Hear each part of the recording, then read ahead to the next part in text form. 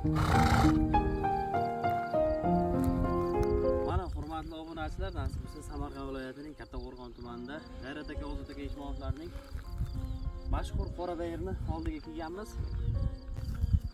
Erta ko'klamda qalazini yeb turibdi. Nasib bo'lsa bu yil sezon uchun nasib bo'lsa tayyorlanyapti. Otimiz shu sezonda barcha mashhur polvonlarimiz mindi buni. Avtomobil, toy tuya tanalarga soldi. Nasib bo'lsa endi biyalarga qo'yilib, ko'klab, keyin boquvga kiriladi. Otimiz hozir shu holatiga juda ham yuvosh. Men umrni ko'rmay qolibman, yonginamdan o'tib ketibdi.